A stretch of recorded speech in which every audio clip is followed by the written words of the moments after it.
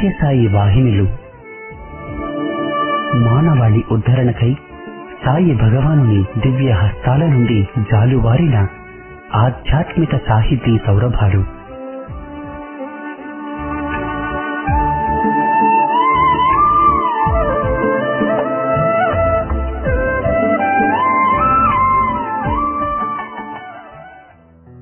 ఓం శ్రీ సాయిరాం.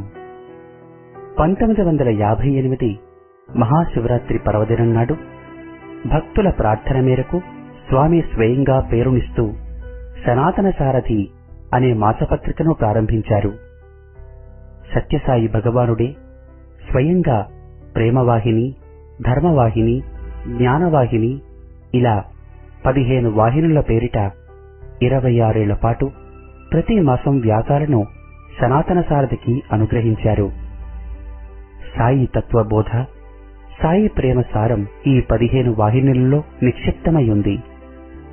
ఆ వాహినుల పరంపరలోని ఇప్పుడు మీరు వినబోయేది సత్యసాయి వాహినిలోంచి ఒక భాగం.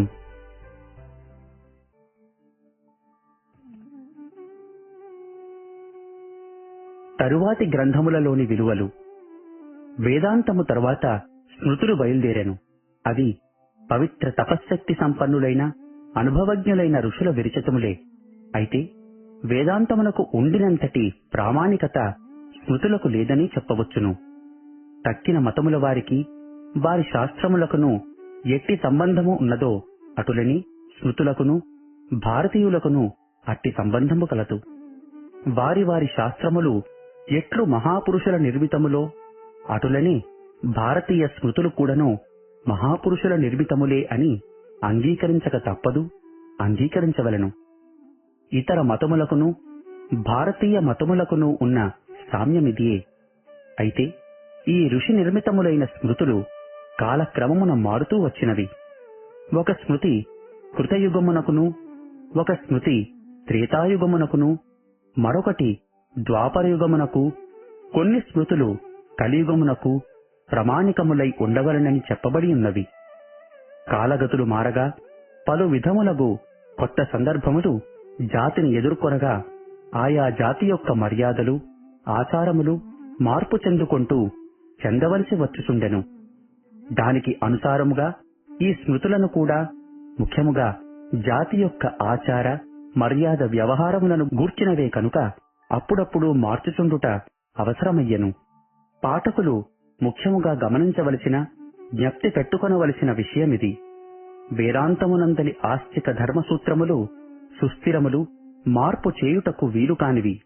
ఎలా అనగా అవన్నీయు మానవుని యొక్కయు ప్రకృతి యొక్కయు నిత్య ధర్మములపై ఆధారపడియున్నవి, పడియుండునవి. అందుచేత అవి మార్పునకు అతీతమైనవిగా రూపొందినవి. ఆత్మను గూర్చిన భావములు ఎన్నటికినీ మారునవి కావు. వేలాది వర్షములకు పూర్వము ఎట్లుండెనో నేడును అట్లనే ఉన్నవి. ఇక ముందు ఎన్ని వేల సంవత్సరములు గడిచినను అట్లే ఉండును. భూత భవిష్యత్తు వర్తమాన కాలములలో ఒకే తత్వాన్ని, లక్ష్యాన్ని, నియమాన్ని కలిగి ఉండునది వేదాంతము. అయితే మన మతాచార మర్యాదలు, మన సాంఘిక స్థితి మీదను, ఇతర సంఘములతో మనకు గల పరస్పర సంబంధముల మీదను మాత్రమే ఆధారపడి ఏర్పడిన వగుటచే సాంఘిక స్థితితో పాటు అవి కూడా మార్పును పొందియే తీరును. అవియే కాక కాలమున సముచితములై ఉండియు మరొక కాలమున అట్లుండవు. కావుననే ఒక కాలమున విధింపబడిన ఆహారము ఇంకొక కాలమున నిషేధింపబడి ఉండును. ఆ కాలమున అది అర్హమై ఉండెను. కాని దేశపు శీతోష్ణ స్థితియు ఇతర విషయములను మార్పు చెందుట చేతను, నూతన స్థితిగతులెన్నియో ఏర్పడుట చేతను ఆ మార్పులకు అనుకూలముగా స్మృతియందరి ఆహార విషయములందును ఇతర విషయములందును మార్పులు విధించెను. దీనిని బట్టి ఈ ఆధునిక కాలానుసారముగా మన సంఘమునకు మార్పులు అవసరము. అవి చేసియే తీరవలెను. ఇంత మాత్రము చేత మన మత ధర్మములందు అణుమాత్రము మార్పులు ఉండబోవు. అవి చెక్కుచెదరవు, కట్లు కదలవు. ఇక పురాణములను తెలుసుకొనుటకు ప్రయత్నించవలెను. పురాణం పంచలక్షణం అందురు అనగా అందు చారిత్రక సంబంధములైనవి, సృష్టిక్రమ సంబంధములైనవి, తాత్విక సిద్ధాంతములను విశదీకరించు సాంకేతికోదాహరణ రూపమైనవి ఎన్నెన్నియో విషయములుండును. వేద విషయమును సామాన్య మానవులకు అర్థమగు రూపమున ప్రదర్శించుటకై ఇది రచించబడెను. వేద భాష అత్యంత ప్రాచీన రూపమైనది. మహామహా విద్వాంసులలో కూడా ఏ కొలది మందియో మాత్రము వీని రచనాకాలమును కనుగొనగలరు. పురాణములు ఆ కాలపు జనసామాన్యము వాడుచుండిన భాషలో వ్రాయబడినవి. మనమిప్పుడు ఆధునిక సంస్కృతమను పేర వ్యవహరించు భాషయే అది. అప్పటి విద్వాంసులకే కాక ఆ భాష సామాన్య ప్రజలకై ఉద్దేశింపబడినది కనుక ఆ భావమునకు ఆ భాషతోనే రూపకల్పనమనొచ్చిరి. మహాపురుషుల యొక్కయు రాజన్యుల యొక్కయు సుప్రసిద్ధ పురుషుల యొక్కయు జీవిత రూపమునకు జాతి జీవితంలో కలిగిన చారిత్రాత్మక సంఘటనల రూపమునను ఇట్టి ఇతర స్థూల రూపమునకును అందు ప్రదర్శింపబడెను. హిందూ మత సనాతన ధర్మముల ఉదాహరణ రూపముగా వర్తించుటకై మహారుషులు ఈ విధముగా పురాణములు నిర్మించిరి. ఇప్పుడు పేర్కొనబడిన గ్రంథములన్నింటినీ కూర్చి చేర్చి హిందూ శాస్త్రములని అందురు. ఎన్నియో వేల సంవత్సరములుగా తాత్విక పారమార్థిక విషయ విచారమున తమ శక్తిలో అత్యధిక భాగమును వినియోగించి ఇంత అపారమగు శాస్త్ర వాంగ్మయమును నిర్మించిన జనులందును జాతియందును శాఖాంతరములు ఎన్నియో ఏర్పడి ఉండుట చిత్రము కాదు. ఇవన్నీయుగాక ఇంకనూ వేల వేలు శాఖలు లేకపోలేదు. కొన్ని విషయములందు ఈ శాఖలకు అపారమగు పరస్పర భేదములు కలవు. వానికి గల భేదములన్నీయు వాని అందరి పారమార్థిక భావ విశేషములన్నీయూ గ్రహించుటకు మనకు ఇప్పుడు వ్యవధి చాలదు. కావున ఈ అన్నింటిలో గల సర్వసమ్మత భావములను వాటి అన్నింటికిని మూలసూత్రములైయుండు వానిని అనగా హిందువకు ప్రతి మనుష్యుడును అంగీకరించి విశ్వసించి తీరవలసిన వాటిని తెలుసుకొనవలెను. సృష్టికి కారణవస్తువేది, కారణభూతమేది అన్న విషయము ఇది భారతీయులకే కాక ఆలోచించగల ప్రతి మానవునకు ఇది అత్యంత ప్రధాన ఆధార సమస్య. కారణము లేని కార్యము, ఆధారము లేని ఆధేయము అవనిలో ఉండదు కదా. ఈ గోచర రూపమైన ప్రపంచమంతటికీ బ్రహ్మమే సామాన్య మూలము అని చెప్పవచ్చును. బ్రహ్మమనగానేమి? అతడు నిత్యుడు, శుద్ధుడు, నిత్య జాగరూకుడు, సర్వజ్ఞుడు, నిరవయుడు, నిరాకారుడు. ఈ జగత్తునంతటికీ అతనే సృష్టికర్త. ఈ జగత్తును సర్వదా సృష్టించుచూ కాపాడుచూ ఉండును. ఇందు కొంత అనుమానమునకు స్థానము కనిపించును. ఈ జగత్తులో పక్షపాత భావము కానవచ్చును. ఒకడు సుఖి అయి జన్మించును, మరొకడు అసుఖి అయి జన్మించును. ఒకడు భాగ్యవంతుడై మరొకడు పరమ దరిద్రుడై. ఇట్టివి పక్షపాతమునకు నిదర్శనములు. ఈ లోకమున జీవమంతయు మరణముపైననే ఆధారపడియున్నది. ఒక జీవి మరొక జీవిని భక్షించును, బలవంతుడు బలహీనుని అణిచి త్రొక్కును. ఈ ఘోరము రేయింబగలు జరుగుసునేయున్నది. ఇది ఈ లోకమున గల స్థితి. ఇది నిర్మించినది ఒక ఈశ్వరుడయ్యనేని ఈ ఈశ్వరుడు క్రూరుడై ఉండవలను అని ఊహింతురు. ఇవి సామాన్య మానవుని సహజ భావములు. కాని ఈ పక్షపాతపు ఉనికికి, ఈ స్పర్ధల ఉనికికిని కారణభూతుడు ఈశ్వరుడు కానే కాదని పరమార్థవాహిని ప్రబోధించినది. అందు ఈశ్వరుని అపరాధమేమీయూ లేదని నిరూపించినది. అట్లయినా వాణ్ణి కల్పించిన వాడెవడు? మనమే. మేఘము అన్ని పొలముల మీద సమముగానే వర్షించును. కాని చక్కగా దుక్కి చేయబడిన పొలము మాత్రమే ఆ వర్షము వలన ఉపకారమునందును. దున్నక బీడుగా పడవేసి పెట్టబడిన పొలమునకు ఆ ఉపకారము లభింపదు. ఇది మేఘములు తప్ప, లేక వర్షము తప్ప, భూమిని దున్నక బీడుగా పెట్టుకున్నవాని తప్ప.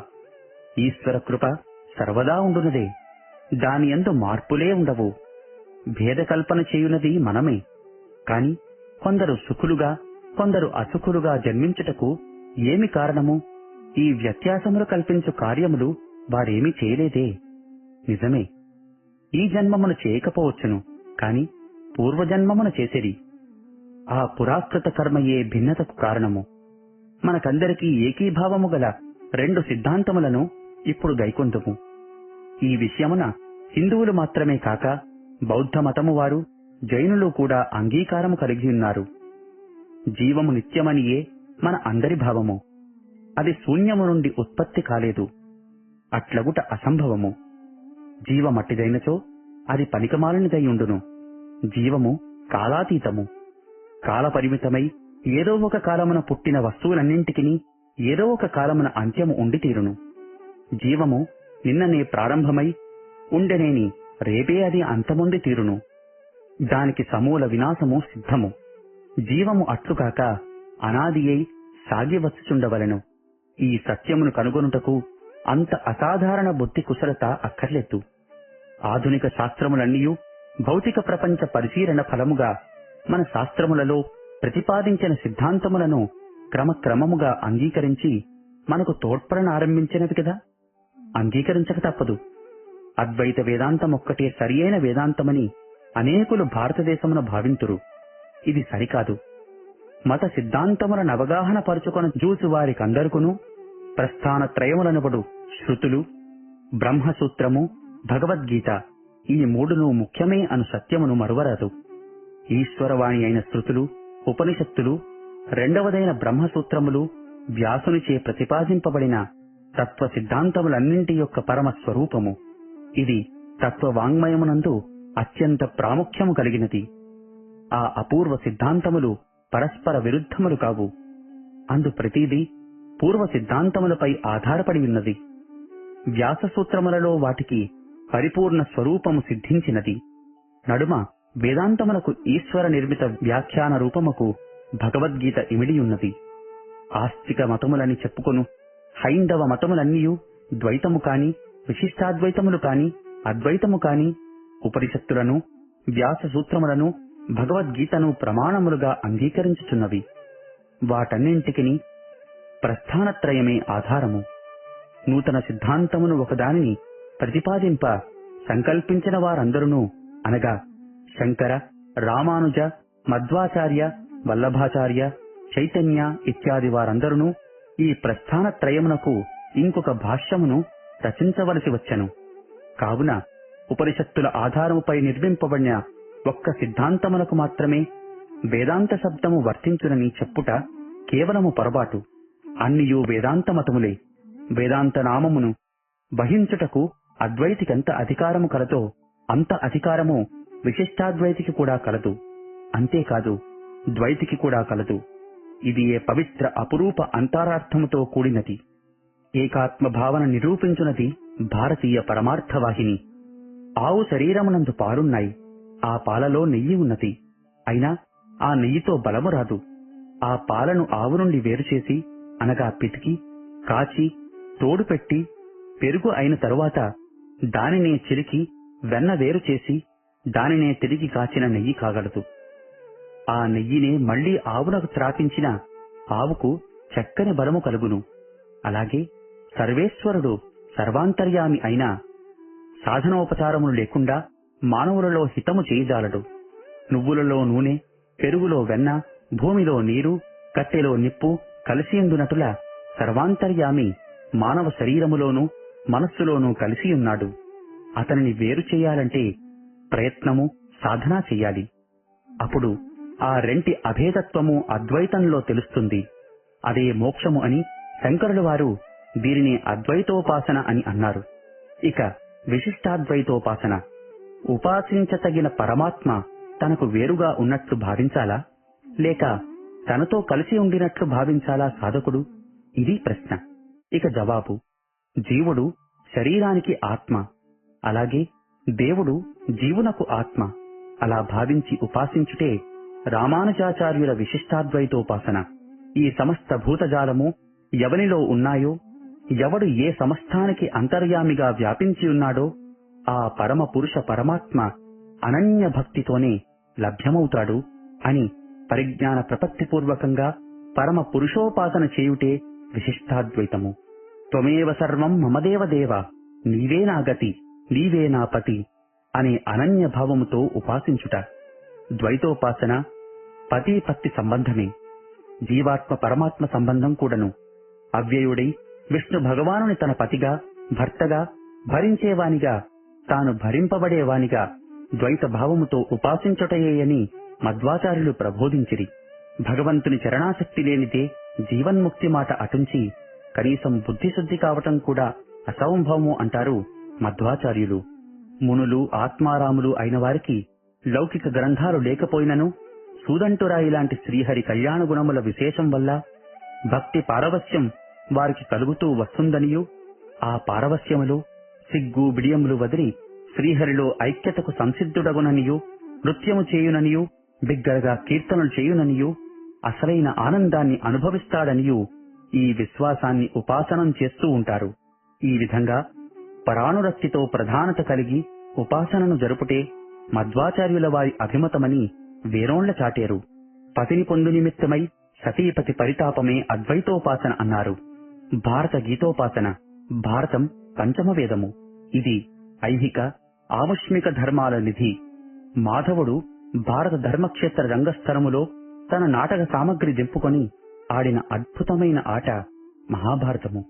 భారత నాటకానికి పాత్రధారులను, మాటలును, పాటలును సమకూర్చిన రచయిత, నటకుడు, దర్శకుడు, నిర్మాత అంతా ఒక్క మాధవుడే. ఒకవైపున అధర్మవృద్ధమైన అపార భౌతిక బలం, మరొక ప్రక్క ధర్మవృద్ధమైన పరిమిత ఆత్మబలము. ఈ రెంటి ఘర్షణలో పర్యవసాన రూపమైన ధార్మిక విజయ జ్యోతిగా తనను నిర్దేశించుట ఇదే భారతామృత సర్వస్వం.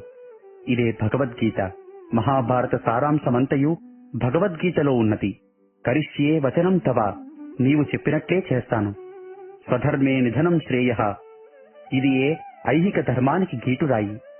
సర్వశ్రేయస్సులను ప్రసాదించే నీ భక్తిని నిర్లక్ష్యము చేసి చేసి కళ్ళు మూసుకొని అహం బ్రహ్మాస్మి అనే అహంకారముతో బాధపడే నకిలీ బ్రహ్మలకు క్లేశమే ఫలితము.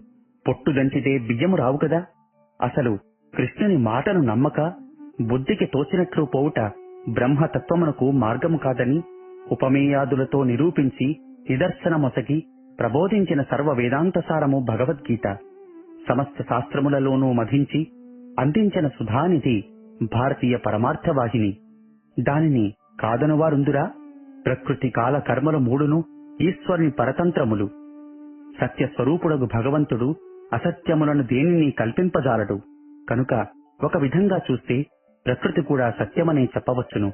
ప్రళయావస్థయందు చేతన అచేతనములు ఈశ్వరునిలో లీనమైయుండును.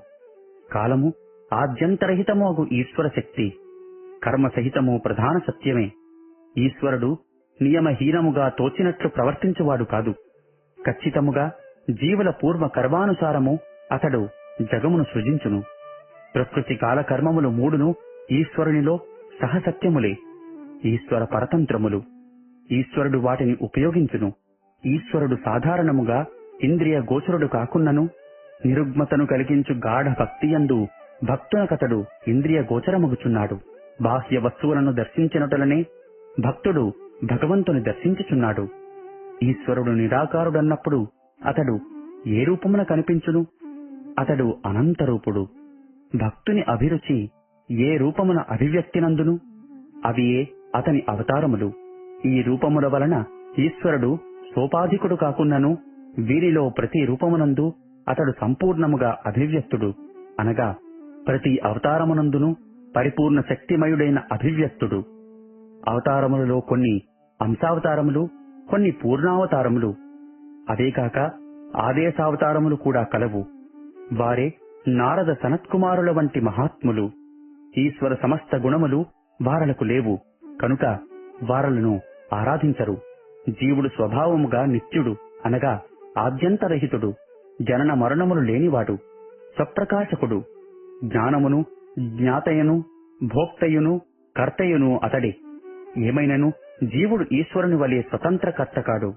ప్రతి కర్మమునందు ఆత్మ, శరీరము, నానా ప్రకారములకు శ్రోతాదులకు ఇంద్రియములు, ప్రాణాపాదులైన వివిధ చేష్టలు దైవమును కలిసి ఉన్నవి. ఏమైనను జీవుడు సంకల్పరహితుడుగా వ్యవహరించు యంత్రము వంటివాడు కాదు. పూర్వజన్మమందలి కర్మములు ప్రస్తుత జన్మమందలి కర్మములను నిర్ణయించునట్లు ప్రస్తుత కర్మల వలన కర్తయ్యగు జీవుడు భవిష్యత్తును రూపొందించుకొనగలడు. ఈశ్వరుడు వాని స్వభావానుసారముగా నిర్ణయించును. వాని స్వభావాలను మార్చు శక్తి ఈశ్వరునకున్నను తానట్లు చేయడు. జీవుని స్వతంత్రేచ్ఛకే ఈశ్వరుడు వదులును. శిలాశకలము శిలయందు భాగమైనట్లు జీవుడు ఈశ్వరుని యందు భాగము కాడు. ఒక విషయమున జీవ జగత్తులు రెండును బ్రహ్మము కంటే భిన్నములు, మరొక విషయమున బ్రహ్మముతో అభిన్నములు. ఈ భేదాభేద సంబంధము బుద్ధికి తోచునది కాదు, శృతుల వలన మాత్రమే వేద్యమగుచున్నది. ఇది పరమార్థవాహిని ప్రధాన సారము.